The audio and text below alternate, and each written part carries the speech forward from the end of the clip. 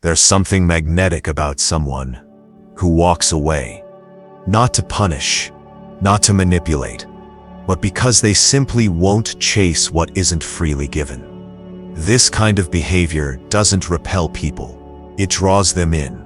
It makes them remember.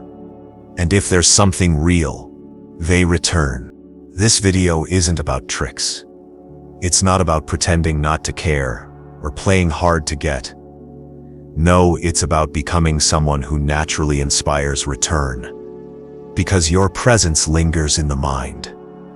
Because the way you carry yourself echoes in their thoughts long after the conversation ends.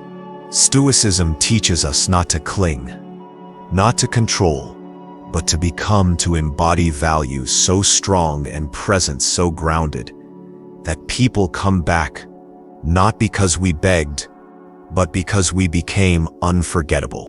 In the next few chapters, we'll break down exactly how to do that. Not with gimmicks, but with depth, with discipline, with grace, with timeless, quiet strength. And if this kind of wisdom resonates with you, if you are ready to master the art of presence, self-respect, and connection, then consider staying with us. Tap that like button, subscribe, and walk this path with us. You're not just consuming content, you're shaping the way you show up in the world. Let's begin. Chapter 1. Avoid desperate pursuit. There is nothing more repelling than desperation. Not because it is loud, but because it is hollow. It doesn't say, "I want you." It screams, "I need you to feel whole." And nothing sends people running faster than the weight of someone else's self-worth clinging to them for dear life. We've all felt that impulse. The late-night urge to send one more message just to keep the thread alive. The sudden anxiety when they don't reply for hours. The spiral of thoughts, "Did I do something wrong?" followed by overcompensation, trying to fix something that may not even be broken. Desperate pursuit is not just unattractive, it's exhausting, for both you and the person on the receiving end. Why does it happen? Because we confuse silence with rejection. Because we fear space means we're being forgotten. Because our own worth hasn't been cemented in solitude. We think proximity guarantees connection. But the truth is, distance reveals it. Those who return do so not because we chased them, but because we didn't. Because we let them feel the absence. Because we didn't fill every gap with noise. Because we trusted our presence would be missed, not replaced. Desperation stems from attachment. Not the kind that binds two hearts in sincerity, but the kind that suffocates. Stoicism teaches us to love deeply, but to hold loosely, to give fully, but without expecting return. And in that paradox lies the secret. When you release your grip, they feel it, they notice the space. And in time, many come back, not to fulfill your need, but to rejoin your calm. Avoiding desperate pursuit doesn't mean you become cold. It means you become calm. It doesn't mean you don't care. It means you don't beg. You express interest without losing dignity. You show affection without losing yourself. You communicate, but you don't over-explain. You're present, not persistent. Warm, not needy. Steady, not stormy. And here's the magic: when someone feels that, it sparks curiosity. Why aren't you chasing? Why aren't you falling apart? Why do you seem fine? That intrigue, that quiet confidence is powerful.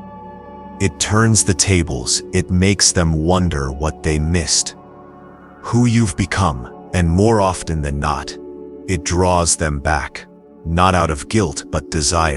So the next time you feel the urge to chase, pause, breathe, do nothing. Not because you're playing a game, because you've already played it before and lost. This time you choose peace over panic, dignity over drama. Let them feel your absence. Let them wonder. Let the silence speak louder than any paragraph you could have sent. And if you've ever experienced the pull of someone who didn't chase you, someone who just let you come to them, then you know how hauntingly attractive it can be. Tell me in the comments, what's the most powerful experience you've had where you felt drawn to someone who simply didn't pursue? Let's move forward. Chapter 2. Treat them as equals. As if there is one truth that Stoicism hammers into our bones, it is this: no one is above you, and no one is beneath you. When you carry yourself with that inner balance, that quiet knowing, people sense it. They stop feeling like they're being measured, judged, idolized, or dismissed. They feel seen, not worshipped, not tolerated, but truly seen. One of the most common traps people fall into when they want someone to return is subtle pedestal building. They imagine the other person as more desirable, more mysterious, more valuable, and in doing so, they unconsciously diminish themselves. Every message becomes a test, every silence, a storm, every word, an audition. But no one returns to a stage performance. They return to connection. When you treat someone as your equal, not beneath, not above, you disarm the dynamic. You remove the pressure. You become safe, magnetic, and real. Not because you try to be impressive, but because you don't try at all. You are. You stand as you are, flaws and all, and meet them eye to eye. This is not arrogance. This is balance. It is saying, I see your beauty, but I also see mine. I value your presence, but I don't need your validation. I enjoy your company, but I don't lose myself in it. Most people can feel when they are being admired more than they are being related to. It creates an awkward tension, one person floating, the other bowing, one leading, the other grasping. There's no ease in that dance, only in balance. Now, when you treat someone as an equal, it doesn't mean you dim your light. It means you recognize that theirs is no brighter, just different. It means when they joke, you laugh honestly. When they speak, you listen attentively. And when you speak, you expect the same. Not because you demand it, but because that's the level you operate on.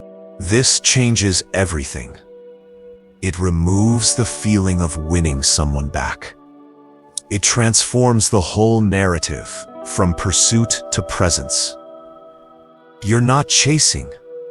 You're simply holding space for a return that is freely chosen, not emotionally coerced.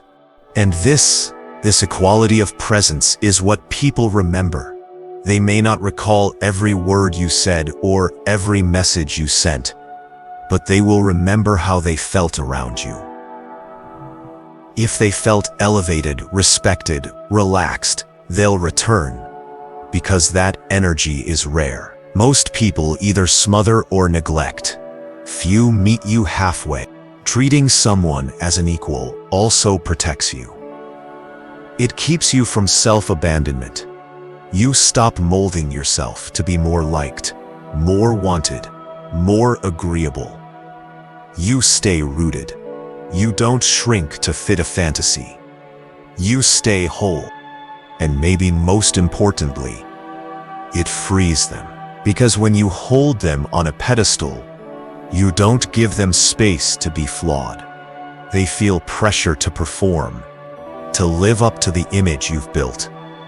But when you see them plainly, as human, they relax. And that relaxed version of them, that's the one that returns, not the idealized version, the real one. Take a moment to reflect. Have you ever put someone on a pedestal, only to feel disappointed when they step down from it? Or have you ever felt relief when someone finally treated you like a full, complex human being? If a moment like that comes to mind, share it in the comments. Your experience might be the mirror someone else needs. And remember, equality is the highest form of respect. It is not cold. It is not distant. It is the foundation of love that lasts. Let's keep going. Chapter 3. Listen with intent. If you want to be unforgettable, do something almost no one does. Actually listen, not wait to speak, not nod politely while rehearsing your next sentence in your head, but listen with your whole being. Most people walk through life desperate to be understood, yet rarely offering that gift to others. They crave someone who isn't just present physically, but mentally, emotionally, spiritually. Someone who hears what's being said and what isn't. That kind of listener is rare, and that rarity makes them magnetic. Listening with intent is not a passive act. It's active presence. It means letting go of your own agenda long enough to step into their world. It means noticing the pauses between words, the subtle inflections in tone, the shift in body language. It means not rushing to respond, or to fix, or to compare, but simply to hold space. And when someone experiences that from you, it stays with them. It becomes something they long for again. Because in a noisy world full of distraction, your calm attention is like a refuge. So how do you cultivate this? First, you strip away the ego. You stop viewing conversation as performance. You stop measuring whether you're winning or losing in the exchange. You stop listening for weakness, for an opening to assert your story. Instead, you open yourself. Not to reply, but to receive. You ask thoughtful questions.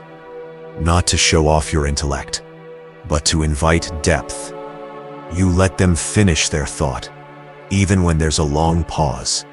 You allow silence, knowing that sometimes people need space to find the courage to be vulnerable. And when they do, you don't pounce on it. You don't redirect. You stay with it, with them. This kind of listening creates emotional safety. And safety is not bland. It's intoxicating.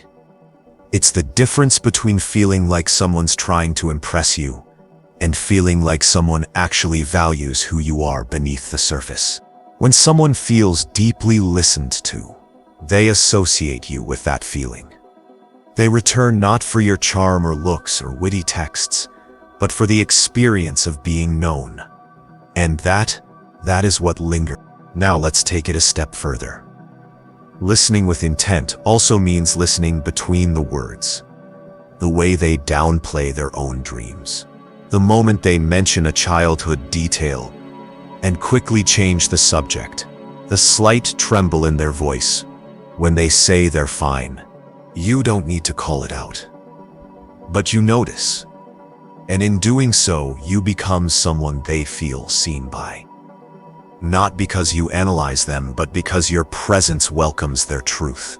Stoicism teaches us to be discerning without being judgmental. Listening is how we practice that. We don't absorb every emotion. We don't take on their chaos, but we observe it calmly, attentively, and sometimes just by being that steady presence, we help bring clarity to the other person without saying a word. Now, you may ask, what if I listen deeply and they don't return? What if they move on anyway? Here's the truth. Listening is not a trick. It's a way of life. It's not about controlling outcomes. It's about building character. And in time, the people meant for you, the ones who value depth over noise, they find their way back, or they never leave. So here's a gentle invitation. Think of a time when you felt truly heard. What did that feel like? Who gave you that gift? And what would it mean if you became that person for someone else? If something or someone comes to mind, I invite you to share it in the comments. Let this space be an echo of what deep presence can inspire. Because in a world of talkers, the listener is unforgettable. Chapter 4. Show passion for life. For life, there is something irresistibly attractive about someone who is lit from within. Someone who doesn't wait for others to spark their excitement, but walks through life already on fire. Not loud, not dramatic, just quietly consumed by their own purpose, their own curiosity, their own joy. That is the kind of energy people want to be around. That is the kind of presence that pulls others back in. Again, when you show a genuine passion for life, you become a beacon. You stop relying on someone else to animate your days, to fill your time, to give your life color. Instead, you bring the color. You bring the light. And in doing so, you shift the entire dynamic. Because here's the truth most people miss. People don't return to you because you waited patiently. They return because they noticed you didn't, because they saw you out there, building, laughing, learning, exploring, and they couldn't help but wonder, could I still be part of that? Passion is powerful. Not just romantic passion, but passion for your craft, your health, your friends, your dreams, your inner world. When you speak about something you love, your voice changes, your eyes sharpen, your energy lifts. And that shift, it draws people in. But passion isn't just about grand achievements or dramatic transformations. It's about engagement. Do you savor your mornings? Or just survive them? Do you read things that challenge you, move you? Do you walk through your day with curiosity? Do you create, not just consume? These small signals matter. Because when someone connects with you, they subconsciously ask, will I feel more alive with this person, or less? Will they energize me, or drain me?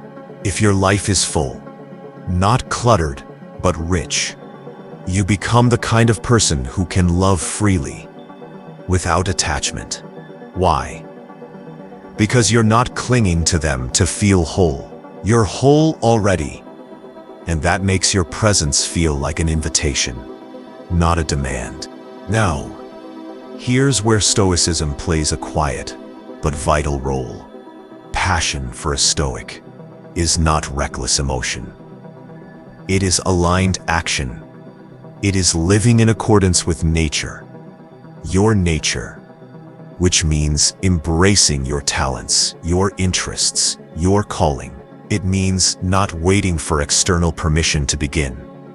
It means moving with inner purpose, not outer approval. So take that trip, start that project, learn that language, plant that garden, write that story. Take care of your body, protect your mornings, choose friends who inspire, speak truth, not trends, laugh often, live well, and let that be what people see when they think of you. Not someone waiting by the door, but someone already down the path, enjoying the walk. When they remember you, let them remember your energy. The way you lit up about music or philosophy or architecture, or the way the morning light fell across your desk, let them remember how alive you were, with or without them. Because people return not to where they're needed, but to where they feel drawn. And passion, authentic, grounded, joyful passion, is magnetic. Now let me ask you, what's something you're passionate about that you've maybe let go of? What's something you could bring back into your life, not for applause, but for your own fire? If you feel like sharing, write it below. Let's fill this space with sparks. And if you have no idea where to start, begin by noticing what makes your heart slow down or speed up. What makes you feel present, even when no one's watching? That is your path. Follow it. The right people will notice. Let's continue. Chapter 5. Stay truthful always. Truth is not simply about facts. It's not just about accuracy or honesty in the traditional sense. Truth, when we speak of it from a Stoic lens, and more importantly, when we live it, is something deeper. It's about alignment. It's about living in a way where your words, your actions, and your inner compass all walk the same path. Most people underestimate the power of this. They think being truthful is optional. That small lies protect people. That silence keeps the peace. That posturing is harmless. But what they fail to see is that people feel truth, even when it's not spoken. They feel it in your tone, in your timing, in the small hesitations between your words, in the energy that either pulls them in or pushes them away. Truth is what builds trust, and trust is what invites return. You see, people don't always come back to comfort. They return to certainty, not in the sense that you'll always say what they want to hear, but that you'll always say what's real. That you won't twist yourself to please them one moment and then resent them the next. That you won't tell them what they want just to keep them near and then quietly disappear into resentment or avoidance when it becomes too much. Truth creates safety, and not the soft, sweet, indulgent kind, but the kind that makes someone feel anchored, because they know where they stand with you. And more importantly, you know where you stand with yourself. But to live truthfully requires courage. It means saying, "This is who I am," even if it's not who you hoped I'd be. It means expressing what you feel, even when your voice shakes. It means holding your boundaries with calm steadiness, not anger. It means being okay with the risk of someone walking away, because you know that pretending to be someone else just to keep them would cost you far more. And yes, some will walk away when faced with your truth. That is not failure. That is filtration. Your truth doesn't scare the right people away. It filters out those who were only ever drawn to your mask. Here's the paradox. The more truthful you are, the more trustworthy you become. Not because you're perfect, but because you're consistent. And people remember that. They return to that. A truthful person becomes a landmark in the mind. A person others measure their own integrity against. They never lied to me. They told me what they really felt. Even when it was hard, they stayed honest. And when the noise fades, when the drama subsides, when the temporary thrills of games and tactics wear off, that memory stands tall. Now, truth isn't just about what you say. It's also about what you don't say. Sometimes staying truthful means refusing to flatter when you don't mean it. Sometimes it means not responding right away, because you need time to feel what's real, not react from impulse. Sometimes it means stepping back rather than pretending all is well. Truth doesn't always come dressed in long monologues or poetic confessions. Sometimes it's a simple silence that holds more clarity than 1,000 words.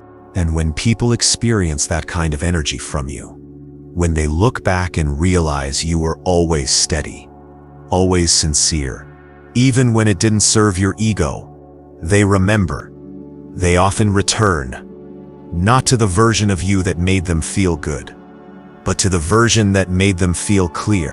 So here's a question worth pondering. When you think about someone whose presence still lingers in your memory, is it the charming one who always told you what you wanted to hear?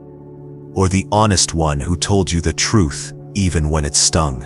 If someone comes to mind, perhaps even yourself, share it below. Tell us what their honesty taught you, or what you wish you had said, if truth had felt safer in the moment. Remember, the return of another is never guaranteed, but your return to your own truth must be.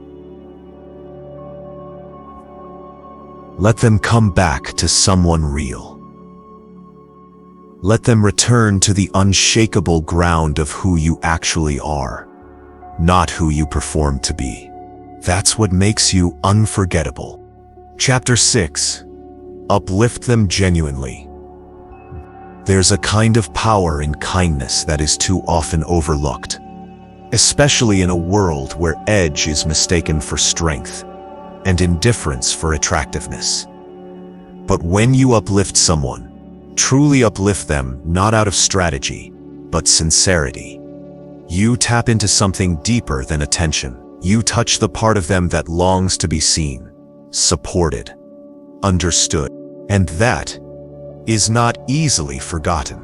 Most people go through their days barely acknowledged.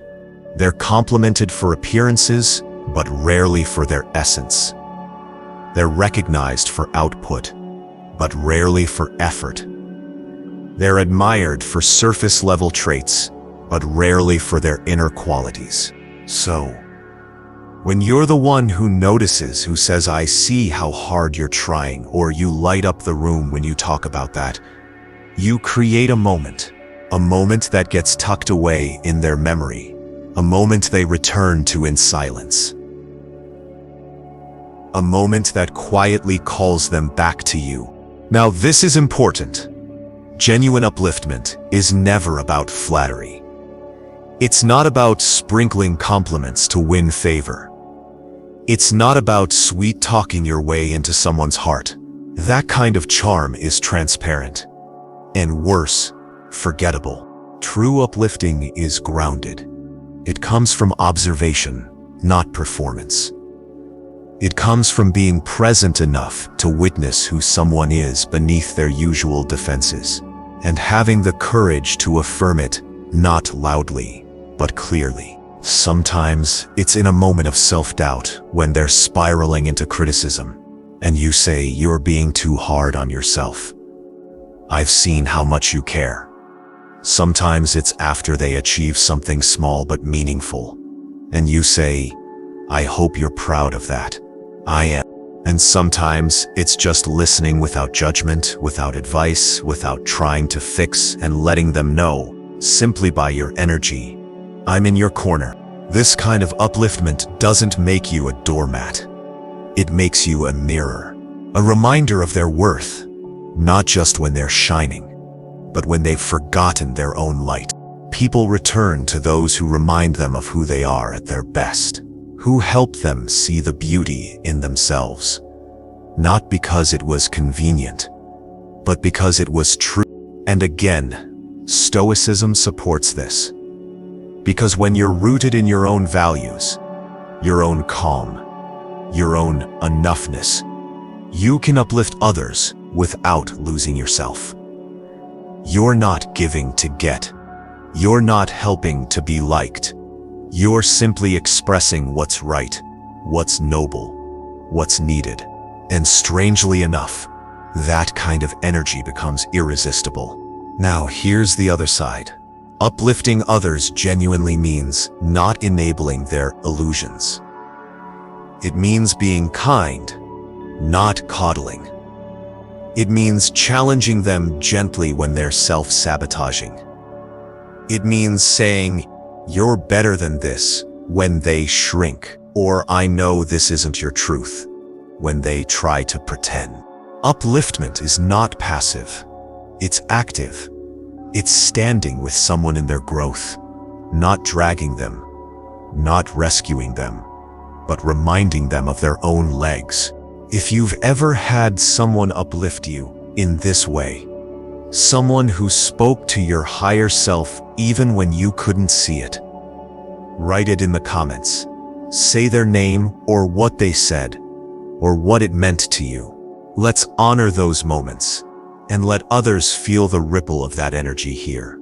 And if no one comes to mind, let you be that person. Let someone remember you as the one who made them feel strong when they were wavering.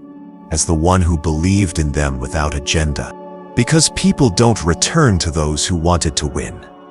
They return to those who made them rise. Let's keep going. Chapter 7. Exude quiet confidence. Confidence is loud, or so they tell you. It walks into the room, chest out, voice sharp, gaze commanding.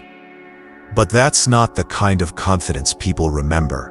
That's not the kind that draws them back after time apart. That's not the kind that roots itself in someone's memory when they least expect it. The kind of confidence that makes people return is quiet. It's not the absence of insecurity. We all have our doubts. It's the absence of panic. It's the calm that says, I know who I am and I don't need you to confirm it.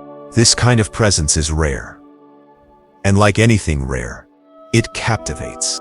Quiet confidence doesn't seek the spotlight. It doesn't speak over others to prove its worth. It doesn't name drop, show off, or constantly explain.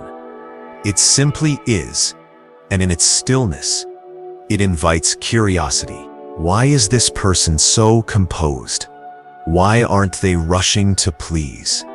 Why do they seem at peace, even when they're not center stage? People remember that. They may not consciously realize it in the moment, but it leaves an imprint. It whispers rather than shouts, and yet the echo lasts longer than noise. To exude quiet confidence, you don't need to have it all figured out. You don't need a list of accomplishments. You don't need to fake indifference or pretend you're above connection. You just need to ground yourself in this truth. Your worth is not dependent on their attention. This is where Stoicism becomes a way of living, not just a theory.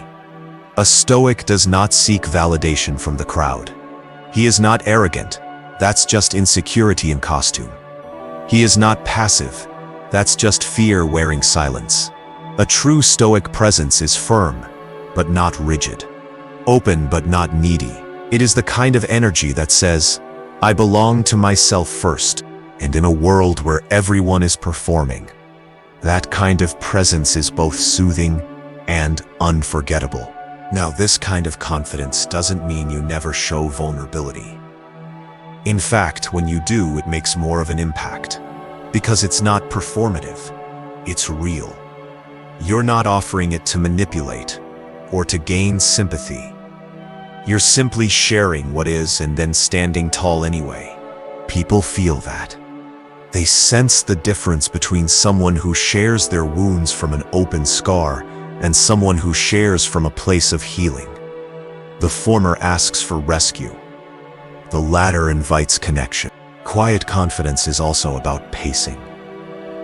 You don't rush your words. You don't fill every silence. You are comfortable letting moments breathe. And in that space, others find themselves leaning in. Because you're not trying to hook them, you're simply allowing them to come closer. Either way, you remain. Now, here's a practice that sharpens this energy. Observe yourself when you speak. Are you trying to convince? Are you trying to impress? Or are you simply expressing what's true for you and letting that be enough? When you move from convincing to expressing, from performance to presence, everything shifts. People stop feeling sold to. They start feeling safe. And that safety, when combined with depth, it lingers. Think back. Have you ever met someone who barely said much but left a deep impression on you? Someone who didn't need to be the loudest, but who radiated something stable, rooted, magnetic. If someone comes to mind, tell us below. Describe their presence. What did they do or not do that made them so memorable? Because ultimately, quiet confidence isn't about controlling the moment. It's about owning yourself fully, calmly, unapologetically. And when you live like that, people may drift away. That's life. But they will remember, and more often than not, they return. Let's move on. Chapter 8. Understand their humor. Laughter is a doorway. It doesn't just lighten the mood, it reveals the soul. When someone makes you laugh, or laughs at something only you seem to find amusing, a subtle magic happens. A thread is tied and intimacy forms, not through grand gestures or deep revelations, but through a shared flicker of joy. And when that thread is built on understanding, when it's rooted in mutual awareness, not just surface jokes, it becomes a tie that lingers. One that often pulls someone back, even after time apart. To understand someone's humor is to understand how they see the world. What they find ridiculous. What makes them smile when they're tired. What kind of mischief lives behind their eyes. It's an X-ray into their inner child, their hidden irony, their unspoken sensitivities. Most people try to be funny. Fewer try to get what someone else finds funny. And that's the difference.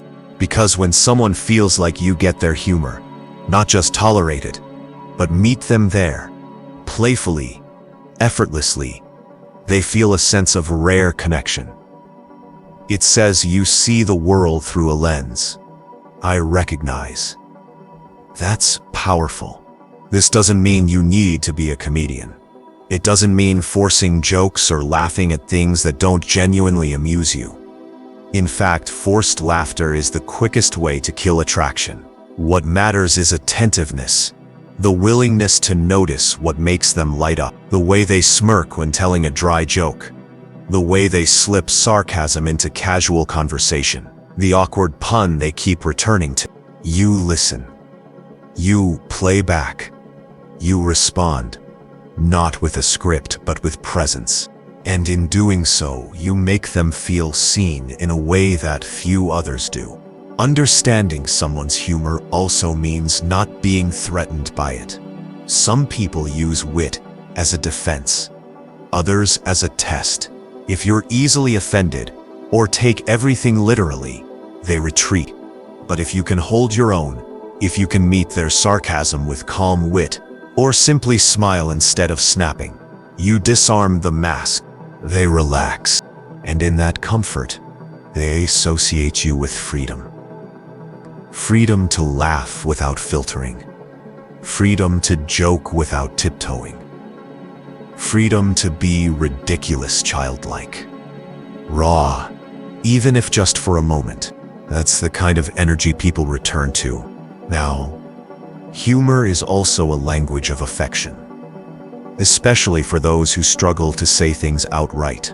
A teasing remark might be their way of saying, "I miss you." A shared meme might be their olive branch. A silly inside joke, one only the two of you understand, might be their thread back to you.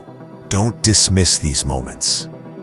Don't overlook their significance just because they come wrapped in playfulness. Often those are the truest expressions of care, unspoken, but loud. And from a Stoic perspective, this is no contradiction. Joy is not frivolous. It is part of the full range of life well lived. Marcus Aurelius laughed. Seneca enjoyed wit. They knew that to walk this path seriously did not mean becoming somber. It meant becoming fully alive, and laughter is part of that life. So here's something to reflect on. What kind of humor do you connect with most deeply? And when was the last time someone truly got your humor? Not just laughed at it, but built something with it. If a moment like that comes to mind, share it in the comments. Let this space be not just a study in self-mastery, but a reminder that joy too is sacred. Because in the end, people don't return to the one who always had the right answers. They return to the one who made them laugh when they didn't expect to, and feel safe while doing it. Let's keep going. Chapter 9. Let go of fear. Fear is subtle. It rarely announces itself as a scream. More often, it arrives as hesitation, as silence, as compromise. It whispers not in words but in the choices you avoid, the texts you don't send, the truths you don't speak, the invitations you decline, the feelings you suppress. Fear does not have to be loud to be in control. It only has to be in charge of your smallest decisions. And when fear runs your life, when it governs how you relate, how you move, how you love, people feel it. Even if you hide it well, because fear clings. It restricts. It creates pressure, not presence. And no one wants to return to pressure. To let someone come back to you, you must first release the thing that clutches at them. And often, that's fear. What kind of fear? The fear of not being good enough. The fear of being forgotten. The fear of loving more than you're loved in return. The fear that if they walk away, you'll never find another connection like it. The fear that you'll never be chosen again. All these fears masquerade as love. But they're not love. They're attachment. An attachment born from fear doesn't bond. It binds. It traps. It turns you into a version of yourself that is anxious, reactive, insecure, or too silent to speak truth. Letting go of fear doesn't mean you don't care. It means you trust. You trust that you are whole, with or without them. You trust that what is real does not need to be chased. You trust that if someone belongs in your life, they will choose to be there. And if they don't, something even more aligned will eventually take its place. This mindset is not fantasy. It's not about pretending you feel nothing. It's about walking with your feelings instead of being ruled by them. Fear asks, what if they don't come back? Courage answers, then it wasn't meant to last, and I'll still be whole. Now, here's the thing. We often don't realize how much fear is dictating our behavior until we pause and watch ourselves. We think we're being polite when we're really avoiding conflict. We think we're being patient when we're actually afraid to ask where we stand. We think we're giving space when we're actually afraid to admit we want closeness. And that's okay. We all carry fears. But it's your awareness of them and your decision to act from choice instead of reaction that sets you apart. To let go of fear is not to become emotionless. It is to become free. And this freedom is what makes you unforgettable. When someone feels that you are not trying to possess them, when they sense that you are at peace with yourself regardless of their presence, they feel less pressure, more ease, more respect, more curiosity. And that energy, calm, centered, and grounded, it's what pulls them back, gently, inevitably. So here's something you might reflect on. What decision in your life, past or present, was made from fear? And how might your life be different if you had chosen from faith instead? If a memory stirs, if something speaks to you, share it in the comments. Let this be a space of courage, not bravado, just truth. Because when you release fear, you rise into who you really are. And from that place, people don't just return, they stay. Chapter 10. Act with purpose. You can tell a lot about a person by how they move through the world when no one is watching. Purpose is not a performance. It's not a title, a resume, or a curated lifestyle. Purpose is rhythm. A deep current beneath everything you do, even the mundane. It is not always glamorous, but it is always present. And when someone sees that rhythm in you, that steadiness, that focus, that fire, it draws them in. Because it means you're living for something greater than the chase, greater than approval, greater than being wanted. You are already full. Now let's be clear. Acting with purpose does not mean you have your entire life figured out. It does not mean knowing the end destination. It means you have direction. It means you're no longer wandering through relationships hoping someone will give your life meaning. You are already walking, and they're welcome to join you, but not steer the wheel. This is what makes you magnetic. Purpose gives you standards. You don't tolerate chaos for the sake of temporary connection. You don't entertain drama because you're bored. You don't cling when something fades because you're too busy building, creating, becoming. And you're not cold. You're just clear. From a Stoic perspective, purpose is your reason. It is your ethos.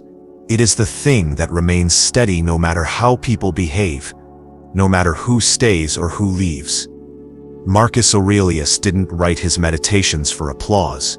He wrote to remain centered in his duties, his vision, his self. That is purpose.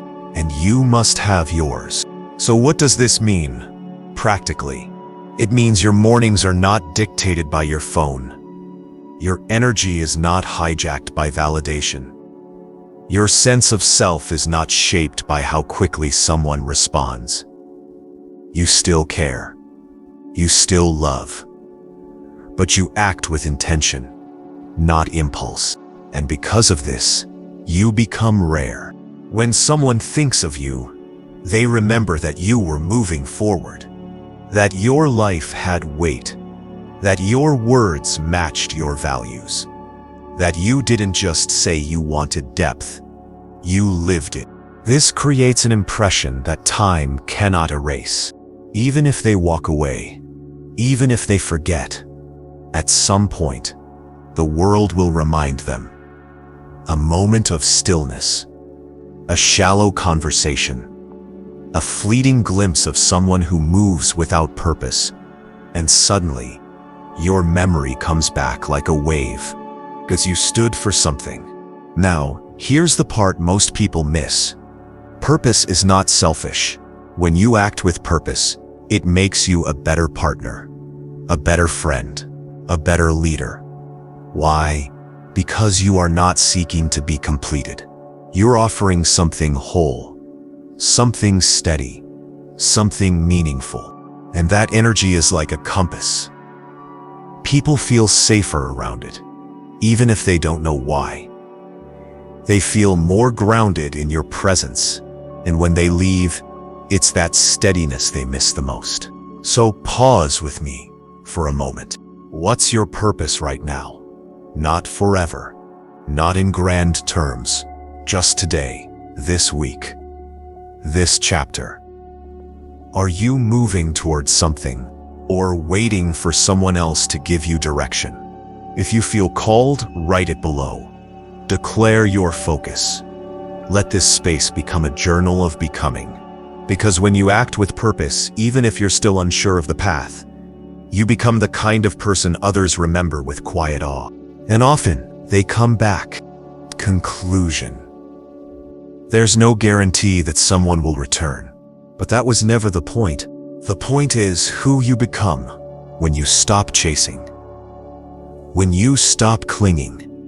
When you stop trying to control every outcome. The point is the version of yourself that rises when you begin to live with clarity, integrity, presence, and peace. That's who they remember. That's who they return to. And even if they don't, you still win.